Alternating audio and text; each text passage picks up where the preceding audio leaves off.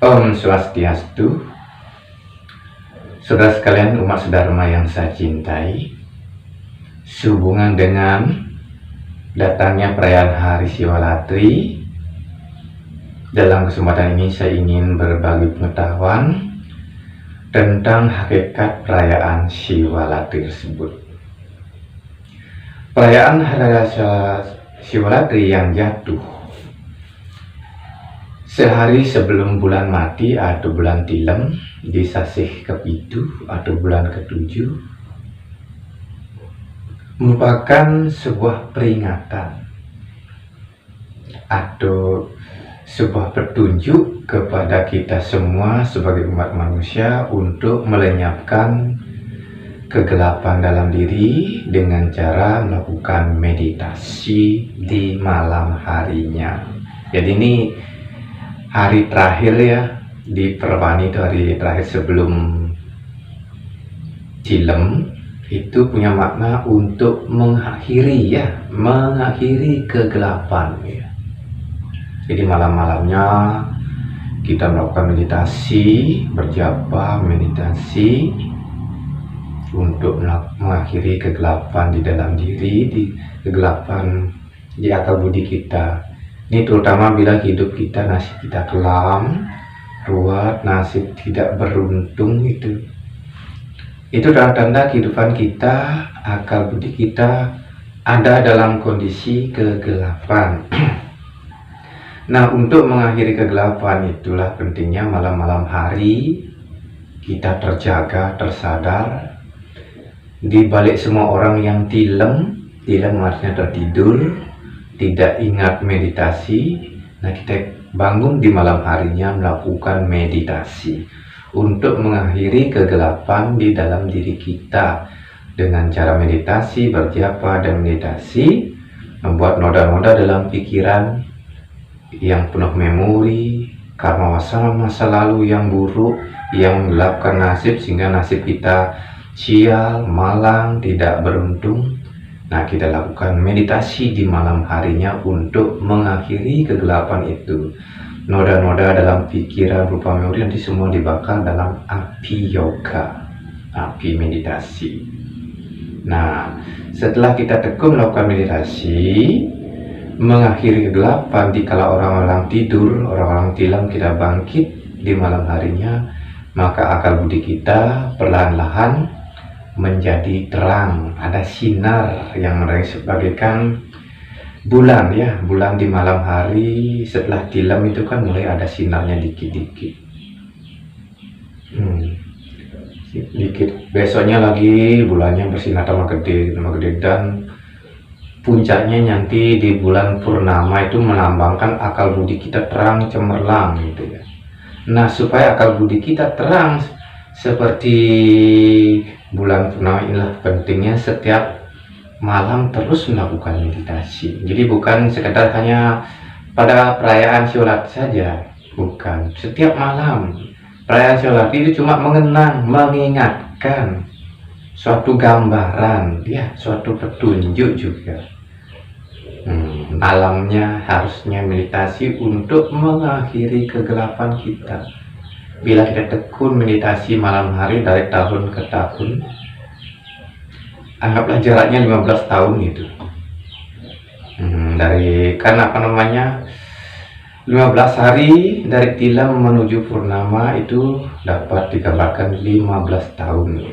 15 tahun kita menjalannya itu.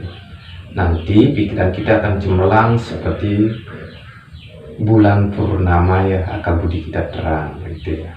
Jadi itu untuk mencapai terang itu atau dari gelap, habis gelap terbitlah terang di dalam diri. Itulah pentingnya kita berusaha bangkit di malam harinya untuk mengakhiri kegelapan, dosa-dosa dalam pikiran yang bentuk memori, karma wasana, lewat meditasi ya, diawali dengan berjapa, mungkin japanya Om Namah Shivaya atau ucapkan gayatri mantra berulang-ulang. Nah gitu, dalam meditasi ada pesannya ujung-ujung dipandang gitu ya. Baru sini nanti ada kendalikan pikiran, jangan dibiarkan lari-lari. pada saat kita meditasi yaitu hening, nah di sana muncul api rohani, digambarkan oleh penggambaran api pada dahi Dewa Siwa itu ya. Nah api itu kalau sudah menyala di pikiran, itulah yang membakar dosa-dosa, membakar kegelapan, keburukan kita masa lalu dibakar. Maka akan terjadi pemutihan gitu ya, pemutihan karma. Kalau kita tekun meditasi, ada pemutihan karma, sehingga kita tidak kegelapan lagi, sehingga nasib kita jadi beruntung. Siwa merupakan kata yang berarti kebaikan, keberuntungan. Nah itu ya, itu siwa juga artinya murni. Jadi dalam kemurnian ada kebaikan, ada keberuntungan ya. Keberuntungan dalam hidup artinya ya namanya kalau kita sudah pikiran cemerlang kan nasib kita beruntung, tidak kegelapan lagi. Jadi dalam hal ini siwa latri, siwa kemurnian, kebaikan, beruntung, latri malam. Jadi ini dapat dimaknai di malam hari gunakan untuk melakukan meditasi, berjapa, beryoga, untuk menghabisi kegelapan di dalam pikiran agar terbitlah terang. Itu prinsip siwa. Prinsip siwa itu meditasi ya, beryoga. Nah diawali dengan japa. Japa itu pengulangan satu mantra sebanyak-banyak berguna untuk menghapus kita memori.